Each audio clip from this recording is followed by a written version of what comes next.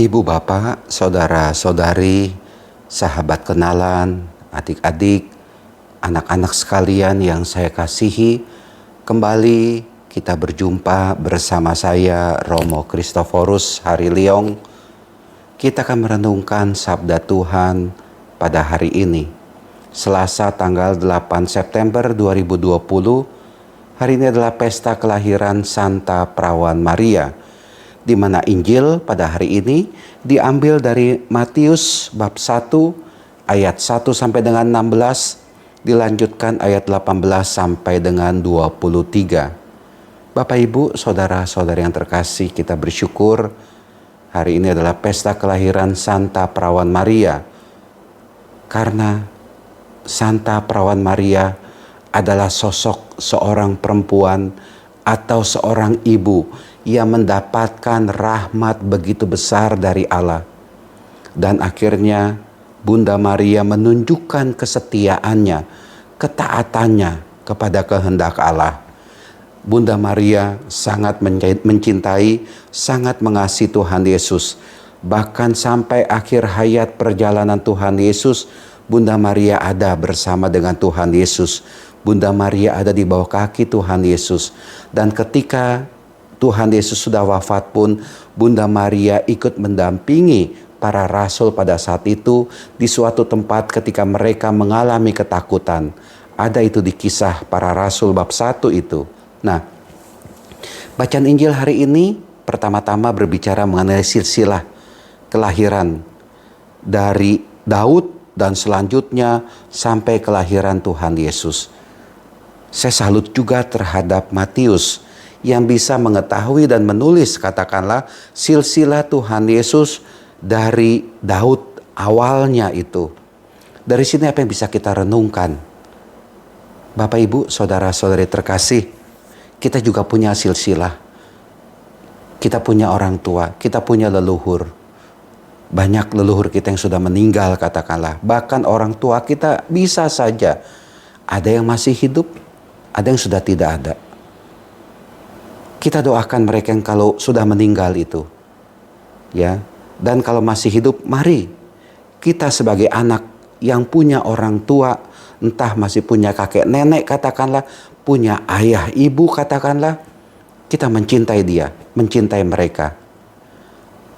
Karena kita ini ada juga karena mereka. Sebagai anak, mari kita berbakti, mari kita berbuat baik, mari kita berbuat kasih kepada orang tua. Jangan sebagai anak lalu menjadi pengkhianat. Sebagai anak lalu menodai kasih dari orang tua. Biar bagaimanapun juga dia adalah orang tua kita yang harus kita cintai, yang harus saya sayangi, yang harus saya peluk, yang harus saya doakan, yang harus saya perhatikan. Jangan sampai ada dendam, ada kemarahan, ada kedengkian, ada kusumat kemarahan kepada orang tua. Itu nggak benar, itu nggak baik. Nggak boleh kita sebagai anak tidak mengasihi, tidak menghormati, tidak mencintai orang tua.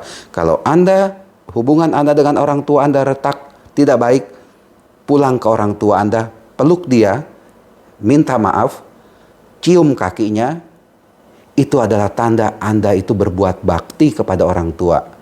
Dan cintai orang tua Anda.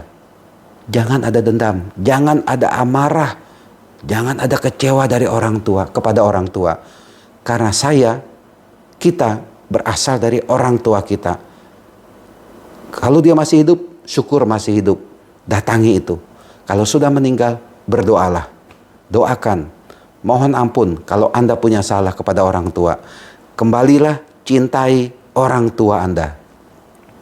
Dari silsilah kelahiran Tuhan Yesus juga akhirnya saya bisa mengatakan syukurilah hidup kita. Kita harus mensyukuri hidup ini. Karena kita mendapatkan kesempatan dari Allah untuk hidup di dunia ini. Dan akhirnya kalau kita mendapatkan atau sadar mendapatkan kesempatan dari Allah untuk hidup di dunia ini, gunakanlah hidup itu dengan sebaik-baiknya. Jadilah manusia Kristiani, jadilah orang Katolik yang berkualitas. Ini yang penting saya pikir, ya. Tunjukkan bahwa Anda sebagai orang Katolik yang sungguh-sungguh punya iman, punya watak, punya perbuatan, punya perkataan sesuai dengan ajaran Tuhan Yesus. Gunakan hidup itu dengan sebaik-baiknya. Berbuatlah baik, berbuatlah kasih, berbuatlah benar dalam kehidupan ini. Itu kalau Anda berarti mensyukuri hidup yang adalah pemberian dari Allah. Jangan sampai, katakanlah, hidup ini kita sia-siakan. Artinya apa? Terlibat narkoba misalkan. Itu membuat hidup itu menjadi hancur. Hidup kita menjadi hancur karena narkoba. Apalagi korupsi. Jangan terlibat dalam korupsi. Jangan. Saya tidak ingin ada orang Kristiani, orang Katolik ketemu saya itu di penjara. Jangan. Tidak enak masuk ke dalam penjara. Ya, tidak nyaman itu. Kasihan sebenarnya. Ya. Tapi mari kita menata hidup kita untuk lebih baik lagi. Tapi kalau memang akhirnya sudah kejeblos, katakanlah masuk ke dalam penjara, bertobatlah, ya, jadilah manusia baru. Anda tetap punya kualitas, ya. Perbaharuilah yang sudah lama, yang nggak benar, yang jelek itu, perbaharuilah supaya menjadi baik, menjadi baru lagi, berkenan di hadapan Tuhan. Tapi kalau kita belum terjebak ke dalam dosa korupsi, jangan. Tapi kalau memang sudah kena, katakanlah, dan berada dalam penjara, inilah kesempatan untuk bertobat, untuk menata hidup lebih baik lagi. Ya. Gunakanlah hidup ini dengan sebaik-baiknya, sesuai dengan kehendak Tuhan. Yang penting itu adalah berbuat kasih, berbuat benar, berbuat baik dalam kehidupan ini. Itulah dia kualitas orang Kristiani, orang Katolik. Bapak Ibu, saudara-saudari terkasih, menarik juga dari dalam bacaan Injil hari ini, bagaimana itu Yusuf pada saat itu masih bertunangan dengan Maria. Ya, pada waktu Maria ibunya bertunangan dengan Yusuf, ternyata ia mengandung dari Roh Kudus. Sebelum mereka hidup sebagai suami istri, tentu saja Yusuf sebagai tunangannya kecewa. Loh, kenapa ini? Maria belum menjadi istri saya, kok sudah hamil? Lalu Yusuf itu berusaha untuk menceraikan istri-istrinya nanti dengan diam-diam. Yusuf berada dalam kebimbangan. Dalam situasi tidak jelas ini Yusuf pada saat ini. Apakah Bunda Maria berbohong? Apakah Bunda Maria selingkuh, katakanlah? Ada kebimbangan, ada kekecewaan juga dalam diri Yusuf. Ada prasangka negatif dalam diri Yusuf kepada Bunda Maria. Yang diharapkan bisa menjadi pendamping, jadi istrinya yang baik, kok mengandung duluan. Tapi syukurlah, akhirnya di tengah kekacauan hidup itu, di tengah kegalauan itu, di tengah kebimbangan itu, malaikat Tuhan datang kepada Yusuf dalam mimpi dan berkata, Yusuf anak Daud, janganlah engkau takut mengambil Maria sebagai istrimu, sebab anak yang di dalam kandungannya adalah dari Roh Kudus. Di tengah kekacauan, di tengah kegalauan, di tengah kebimbangan, di tengah kecemasan, di tengah ketakutan kita dalam hidup ini, saya percaya Tuhan hadir mendampingi, memberi kekuatan kepada kita sekalian. Maka dari itu, bila ada kecemasan, ketakutan, kegalauan dalam hidup ini, tetap percaya bahwa Tuhan mendampingi, menyertai kita sekalian. Jangan patah semangat. Jangan menjadi ngelokro itu. Jangan menjadi mutung. Tetap percaya kepada Tuhan, ya. Tuhan itu dengan caranya tersendiri akan membantu, akan menolong kita. Tetapi kita jangan memaksakan kehendak kita kepada Tuhan. Tuhan cepat tolong saya, Tuhan cepat bantu saya. Tuhan itu membantu kita. Tanpa kita sadari Tuhan itu hadir membantu kita, menguatkan, menolong kita. Tuhan itu hadir lewat caranya tersendiri.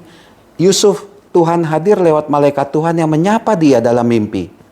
Kita dalam hidup ini pun kita sadar, kita tahu, kita ingat Tuhan itu tidak meninggalkan kita di tengah kebimbangan ini. Kalau kita mengalami bimbang, kecemasan, keraguan dalam hidup ini, Tuhan itu sebenarnya ada di sekitar kita, ada di samping kita. Yang penting kita tunjukkan bahwa kita ini punya iman yang kuat, kita percaya kepada Tuhan, dan kita tidak patah semangat. Saya bisa berhadapan dengan masalah ini, saya akan bisa berhadapan dengan kesulitan ini, dan saya percaya Tuhan menyertai saya. Itu saya pikir yang harusnya terjadi dalam hidup kita. Ya, jangan sebentar-bentar nangis, marah-marah kepada Tuhan, kecewa kepada Tuhan. Itu tidak menyelesaikan masalah. Tetapi tetaplah sadar bahwa Tuhan menyertai kita, Tuhan menguatkan kita, Tuhan ada bersama dengan kita. Nah, Bapak Ibu, saudara-saudari kasih, mari kita syukuri hidup kita ini. Kita tetap percaya kepada Tuhan yang selalu ada, memberikan kekuatan, menyertai kita sekalian. Amin.